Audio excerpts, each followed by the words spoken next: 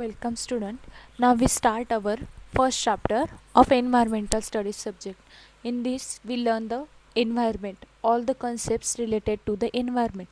First we learn the concept of environment. Into this now see, environment is a subject matter not only of science but also the social studies and humanities. म्हणजे त्यांनी काय सांगितले, environmental म्हणजे काय, environment हा शब्द कसा आहे म्हणजे फक्त सब्जेक्टशी मॅटर नाही करत किंवा सायन्सशी मॅटर नाही करत, तर अजून कशाशी मॅटर करतो तो सोशल स्टडीज किंवा ह्युमॅनिटीज आहेत. एन्व्हायरमेंटमध्ये काय काय येतं, मग तुमचं सायन्स पण येतं, तुमचं सोशल स्टडीज आणि ह्युमॅनिटीज.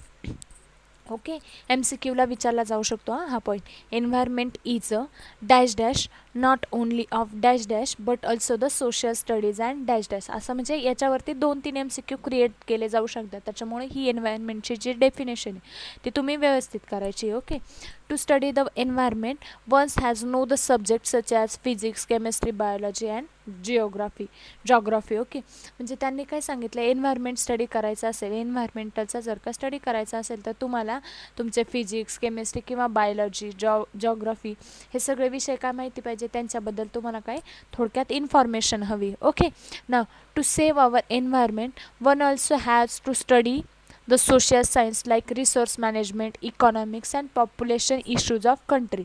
म्हणजे काय, आपलं एन्व्हायरमेंट जर का आपल्याला सेव्ह करायचं असेल तर तुम्हाला सोशल सायन्सेसचे काही रिसोर्सेस आहेत, मग त्यांचा पण काय पाहिजे, तुम्हाला स्टडी आहे पाहिजे, म्हणजे तुम्हाला त्या पण गोष्टी माहीत असल्या पाहिजे. कोणतं रिसोर्स मॅनेजमेंट म्हणा किंवा तुमचं इकॉनॉमिक्स आहे त्याबद्दल तुम्हाला काही इन्फॉर्मेशन पाहिजे. अजून काय, आपल्या कंट्रीत पॉप्युलेशनचे जे इश्यूज क्रिएट होतात त्याच्याबद्दल पण काय पाहिजे, तुम्हाला इन्फॉर्मेशन पाहिजे. Okay, so the study of environment has a very wide scope and it covers almost all the disciplines of pure as well as applied science. म्हणजे काय सांगितलं त्यांनी, म्हणजे हे सगळं तुम्हाला जर का माहिती असेल किंवा तुम्ही जर का या सगळ्याची तुम्हाला इन्फॉर्मेशन असेल तर तुम्ही काय करू शकता, एन्व्हायरमेंटमध्ये काय करू शकता, त्याच्या स्टडीमध्ये काय करू शकता, वाईड स्कोप आहे त्याला. जर तुम्हाला डीपमध्ये नॉलेज असेल तर त्याच्यामध्ये वाईड स्कोप आहेत आणि तुम्ही त्याच्यामध्ये पण तुमचं करिअर करू शकता. Okay, now in to this we first learn the segment of environment. First we learn the concept of environment. Now segment of environment. Environment mainly compromises of, मग आता त्याच्यामध्ये सेगमेंट, एन्व्हायरमेंटचे सेगमेंट्स कोणते कोणते, तर टोटल किती segments आहे, atmosphere, hydrosphere, lithosphere and biosphere. हे काय 4 सेगमेंट एन्व्हायरमेंटचे. Okay, now first one is a atmosphere. मग ॲटमॉस्फिअरमध्ये काय सांगितलं आहे त्यांनी, the Greek word atmo means air. आता ॲटमॉस्फिअर हा वर्ड काय केला आहे त्यांनी, 2 याच्यामध्ये डिवाईड केला, एक केला ॲटमो, एक केला स्पियर. मग आता त्यांनी काय सांगितलं आहे, ग्रीक वर्डमध्ये ॲटमोला काय म्हणतात, एअर. ग्रीक वर्डमध्ये ॲटमोला काय म्हणतात, एअर.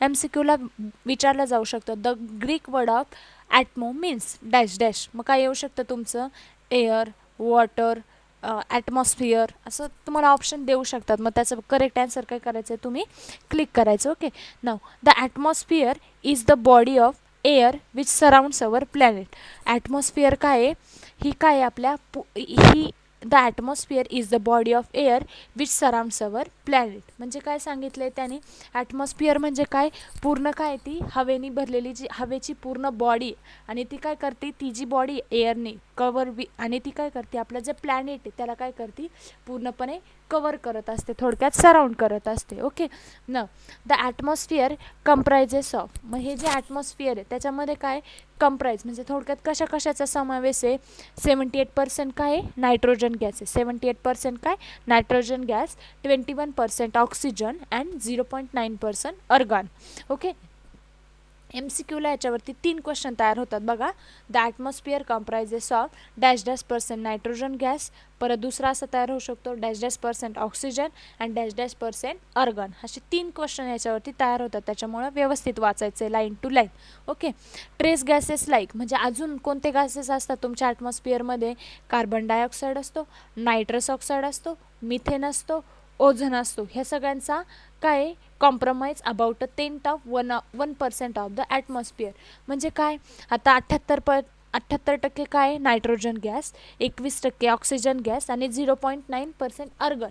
आणि मग हे सगळं मिळून त्यांचे टोटल होती, आणि उरलेला जो पार्ट आहे ना, उरलेले जे पर्सेंटेज आहे आउट ऑफ 100, त्या उरलेल्या याच्यामध्ये काय काय तुमचं carbon dioxide, nitrous oxide, methane आणि ओझोन हे सगळे काय आहेत, हे उरलेले गॅस आहेत ते काय आहेत, about 1/10 of the atmosphere. Okay, म्हणजे टोटल ॲटमॉस्फिअरमध्ये कोणते कोणते गॅसेस येतात तुमचे? नायट्रोजन गॅस, ऑक्सिजन, अर्गन, अजून काय carbon dioxide, nitrous oxide, methane and ozone.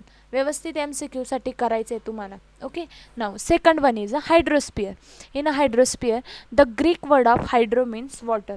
मग आता हायड्रोला ग्रीक वर्डमध्ये काय म्हणतात? Water. The Greek word of hydro is water. The hydrosphere comprises of all the water bodies on or below the surface of the earth. म्हणजे हे जे hydrosphere आहे ते काय करतं? Compromise all the water bodies. ते काय करतं? On or below the surface of the earth. म्हणजे हे जे हायड्रोस्पियर आहे, हायड्रोस्पियर म्हणजे काय? पाणी. पाणी कुठे आहे आपलं? जी आपला सरफेस आहे, जो पृथ्वीचा जो सरफेस आहे तो कुठे आहे? पृथ्वीच्या वरती पण आहे आणि बिलो पण आहे. हे जे वॉटरचा जो पूर्णपणे जो लेयर आहे वॉटर बॉडीज, त्या कुठे आहे? पूर्ण पृथ्वीच्या वरच्या भागावरती आणि पृथ्वीच्या खालच्या भागामध्ये. ओके, MCQला विचारलं जाऊ शकतो. तर Greek word of hydro means dash dash. Okay, now it include. मग हायड्रोस्पियरमध्ये काय काय येतं तुमचं? ओशियन येतात, सीज येतात, रिव्हर्स येतात, लेक्स येतात, स्नोज येतात, आईस अंडरग्राउंड. म्हणजे पृथ्वीच्या खाली कोणते कोणते येतात तुमचे?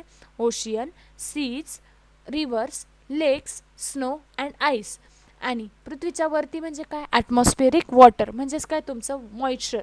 मॉइश्चर माहिती ना, म्हणजे पाण्याची वाफ वगैरे, म्हणजे जे वरती आपल्या पाऊस वगैरे ते सगळं कुठे येतं तुमचं? पृथ्वीच्या वरती म्हणजे ॲटमॉस्फिअरमध्ये, वातावरणामध्ये. Okay, now an enormous mass of the water is concentrated in ocean and seas. आणि म्हणजे जे इनॉर्मसचं जे मास आहे ते कशामध्ये कॉन्सन्ट्रेटेड केलेलं आहे? आपलं ओशियन्स अँड सीज. MCQला विचारली जाऊ शकते ही line. An enormous mass of water is concentrated in dash dash and dash dash. MCQला विचारली जाऊ शकते. ओके, नाव मग हे काय करतं? This occupies 70% of the surface of a globe.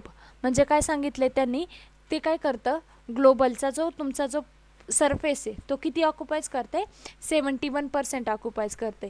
आणि 97% of the world's water is compromise in the ocean. आणि उरलेले जे 97% आहे जगातलं पूर्ण जे पाणी ते कशामध्ये? तुमच्या ओशियनमध्ये. Okay, now 2.5% is a fresh water. मग याच्यातलं जे ते 2.5% काय आहे? फ्रेश वॉटर आहे. आणि totally water accounts only for 0.023 of the earth's total mass. आणि मग त्यांनी काय सांगितले? टोटल जे वॉटरचं जे अकाउंट आहे कशासाठी? टोटल अर्थचं जे टोटल मास आहे त्याच्यासाठी किती पर्सेंटेज आहे? 0.023%. ह्याच्यासाठी तुम्हाला थेअरीला काहीच विचारलं जाणार नाही. MCQचे मेन पॉईंट्स आहेत ते तुम्ही कॉन्सन्ट्रेट करायचे, बाकी काहीच नाही. Okay, now third segment is a lithosphere. आता लिथोस्पियरमध्ये काय सांगितले? The word lithosphere is derive from the word sphere combine with the Greek word lithos meaning rock. आता लिथोस म्हणजे काय सांगितलं? Litho means rock. ओके, आणि त्याला काय केलं? स्पियर या शब्दासोबत काय केलं? कंबाईन केलं. आणि कोणता वर्ड क्रिएट झाला आपला? Lithosphere. Okay, the lithosphere is a solid outer section of the अर्थ. मग लिथोस्पियर काय आहे? आपली जी पृथ्वी तिचा काय आहे? जो सॉलिड आउटर आहे. म्हणजेच काय? आपली जी पृथ्वीची तुम्ही इमेज पाहिली असेल ती कशी आहे? सॉलिड आहे की नाही? म्हणजे काय? दगडाची. रॉक म्हणजे काय? दगड. मग ती काय आहे? पृथ्वी कशी आहे? आपल्या पृथ्वीचा जो आउटर सेक्शन आहे तो कसा आहे? दगडाचा आहे. Okay, it include. मग त्याच्यामध्ये काय काय येतं? Earth crust. ओके, म्हणजेच काय? The skin of the rock on the outer layer of planet अर्थ. अर्थच्या बाजूला जी स्किन असते ती कशाची असते? आपल्या रॉकची असते. म्हणजेच काय? लिथोची असते, थोडक्यात दगडाची असते. Okay, as well as underline cool dense and rigid upper part of the upper mantle. म्हणजे त्यांनी तेच दिलेलं आहे त्याच्यामध्ये की तुमची पृथ्वी कशा कशाने कन्सिस्ट आहे. सॉरी, MCQला तुम्हाला विचारलं जाऊ शकतं. लाईन टू लाईन व्यवस्थित करा.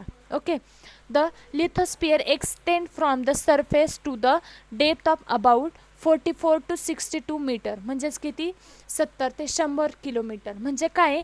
ही जी दगड आहे म्हणजे लिथोस्पियर म्हणजे आपला जो लिथोस्पियर आहे आपल्या जमिनीवरती, पृथ्वीच्या याच्यावरती जमिनीवरती जो दगड आहे त्याची खोली कितीपर्यंत असू शकते? तो कितीपर्यंत खोल असू शकतो? 42 ते 62 मीटर. 42 ते 62 मीटर. म्हणजेच काय? 70 ते 100 किलोमीटर अंतरावरती खाली. जमीन खाली किती किलोमीटर अंतरावरती? 70 ते 100 किलो अंतरावरती आपल्याला काय भेटतो? लिथोस्पियर म्हणजे रॉक, काय भेटू शकतो, रॉक. रॉक मीन्स दगड. Okay. This relatively cold and rigid section of earth is believed to float on top of the warmer non-rigid and partially melted material directly below. The thickness of the crust is varies. म्हणजे याच्यामध्ये त्यांनी काय सांगितलंय, हे जे आपली lithosphere आहे, मग त्याची काय होऊ शकते, त्याची जी क्रस्ट आहे, क्रस्ट म्हणजे त्याचे जे पार्ट्स आहेत त्यांची काय होऊ शकते, डेप्थ. थिकनेस म्हणजे थोडक्यात काय, त्यांची लांबी रुंदी, त्यांची जाडी रुंदी, ती काय होऊ शकते, क्रस्ट व्हॅरीज आहे, म्हणजे ती काय बदलू शकते, कमी जास्त. आता पृथ्वीच्या खाली जास्त खोलवर गेले तर काय होतं, ज्वालामुखी. मग ज्वालामुखीच्या याच्यामुळे काय होत असतं, तुमचे जे दगड्स आहेत ते काय होऊ शकतात, झिजू शकतात. म्हणजेच काय, तुमची जी रॉक्स आहेत त्यांची काय होऊ शकते, साईज व्हेरिएबल होऊ शकते, व्हॅरीज होऊ शकते, थिकनेस काय होऊ शकते, व्हॅरीज होऊ शकते. ओके. नंतर the lithosphere is just one earth 5 great spheres. The lithosphere interacts with the. मग आता हा जो लिथोस्पियर आहे तो कोणाकोणासोबत इंटरॅक्ट होतो, MCQला विचारले जाऊ शकते ही line. The lithosphere is interact with dash dash dash dash. Okay. तर कोणासोबत, atmosphere, biosphere, hydrosphere and cryosphere to influence the climate and landscape on our planet. म्हणजे काय, तो कोणाकोणासोबत इंटरॅक्ट होतो, ॲटमॉस्फियर, बायोस्पियर, हायड्रोस्पियर आणि क्रायोस्पियर ह्या सगळ्यांसोबत काय होतं, लिथोस्पियर इंटरॅक्ट होतो. कशासाठी, टू इन्फ्लुएन्स द क्लायमेट, म्हणजे क्लायमेटचा इन्फ्लुएन्स होण्यासाठी, आणि काय, तुमचं जे लँडस्केप आहे पृथ्वीवरती, प्लॅनेटवरती काय तुमचं लँडस्केप होण्यासाठी ते काय होत असतात, इंटरॅक्ट होत असतात. Okay. Now fourth segment is a biosphere. आता बायोस्फियरमध्ये काय दिले त्यांनी, the biosphere is the life supporting stratum of earth surface. म्हणजेच काय, बायोस्फियरमध्ये काय तर तुमचं बघा, it extends from a few kilometres into the atmosphere to the depth of the ocean where marine life abounds. म्हणजे त्यांनी काय सांगितले, आता बघा खाली दिलेले आहे त्यांनी बायोस्फियरची information. It is a global ecosystem. म्हणजे बायोस्फियर काय आहे, ग्लोबल इकोसिस्टीम आहे. मग त्याच्यामध्ये काय, कंपोज ऑफ, ते कशाने कंपोज झाले, तुमचे लिव्हिंग ऑर्गॅनिझम्स, म्हणजे काय, तुमचे biot and biotic and abiotic. म्हणजेच काय, living thing and non living thing हे फॅक्टर्स आहेत, यांचे हे दोघं मिळून काय होते, तुमची बायोस्फियरमध्ये हे दोन काय होतात, तुमचे इन्क्लूड होतात.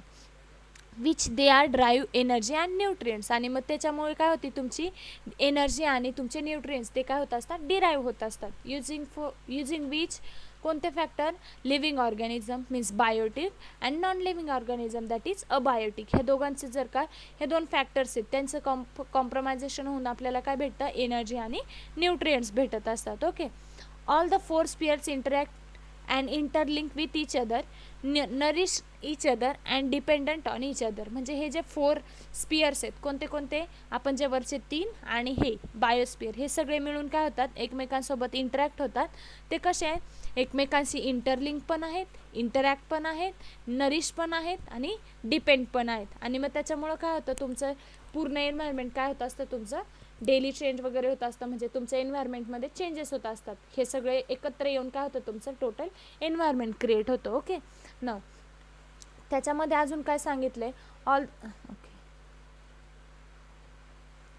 The soil will content mineral matters from the lithosphere. म्हणजे जी माती आपली त्याला काय भेटतात, काही मिनरलचे मॅटर्स भेटतात. कोणापासून भेटतात, तर लिथोस्पियर. आणि काय, the moisture with the soil is matter from the hydrosphere. आता बघा, soil will contain the mineral matter from the lithosphere. सॉईलला मिनरल मॅटर भेटतं कोणापासनं, लिथोस्पियरपासनं. नंतर ना, mixture within the soil is matter from the hydrosphere. मॉइश्चरमध्ये काय होतं, सॉईलमध्ये काय होतं, मॉइश्चर होतं. Moisture within a soil is a matter. सॉईलमध्ये काय होत असतं, तुमचं मॉइश्चर होत असतं. ते कोणापासून भेटतं, हायड्रोस्पियरपासून. आणि त्यांनी अजून काय सांगितलं आहे, की द इन्सेक्ट्स म्हणजे किडे किंवा प्लांट्स, तुमच्या ज्या वस्तू आहेत, प्लांट्स म्हणजे तुमचे जे झाडं आहेत, in the soil compromise the biosphere. आणि जे इन्सेक्ट आणि प्लॅनेट्स आहेत त्यांच्यापासून काय होतं, तुमचं बायोस्पियर इंटरॅक्ट होतं. Okay. The pockets of air between the soil particles. आणि मग ह्या सगळ्यांचं मिळून काय होतं, तुमचं टोटल बायोस्पियर असतं. त्या लाईनवरती तुम्हाला 3 ते 4 MCQ काढता येतील. Okay. Now here is a diagram, segments of environment. Now this diagram is divided into 2 parts. First one is a chemical composition and second one is a physical properties. Now see in diagram, there in a left side there are chemical composition and in a right side there are a physical properties. Okay. Now In chemical composition, this is divided into three types. First one is a crust, second one is a mantle, and third one is a core. Okay. Physical प्रॉपर्टीजमध्ये काय दिले त्यांनी derive केले बघा. तुमचे जे 4 segments आहेत त्याची इन्फॉर्मेशन दिलेली. त्याच्या डायग्राममध्ये सगळ्यांची बॉडी कशी आहे, रिजिड दाखवली आहे. ओके. क्रस्टची बॉडी कशी दाखवली आहे, रिजिड दाखवली. नंतरनं काय केलं त्यांनी, रिजिड बॉडी दाखवली. नंतरनं काय, प्लास्टिक ॲटमॉस्फिअरमध्ये कसं दाखवलं आहे, प्लास्टिक. नंतर काय, मेसोस्फिअरमध्ये कोणती बॉडी दाखवली, रिजिड बॉडी. आउटर कोरमध्ये काय दाखवलं आहे तुमचं, लिक्विड. आणि परत इनर कोरमध्ये काय दाखवले, रिजिड. MCQला विचारली जाऊ शकते ही डायग्राम, ती व्यवस्थित करायची. ओके. वरचा जो पृष्ठभाग आहे त्याच्यावरती ओशियन दिलाय, नंतरनं तुमचा क्रस्ट दिलाय, नंतरचा जो लेअर दिलाय तो लिथोस्फिअरचा लेअर दिलाय, नंतरनं ॲस्थेनोस्फिअरचा लेअर दिलेला आहे. तुम्हाला MCQला विचारली जाऊ शकते ही डायग्राम व्यवस्थित करायची. ओके. जर तुम्हाला काही क्वेरी असेल तर मला विचारू शकता. आणि याच्यामध्ये तुम्हाला काही थेरी पेपर नाही आहे, सो तुम्ही काय करायचं आहे की MCQ काढायचे. आजचा टॉपिक हे 4 सेगमेंट मी शिकवले आहेत, याच्यावरती मला मिनिमम 20 MCQ काढून द्यायचे. ओके. थँक्यू.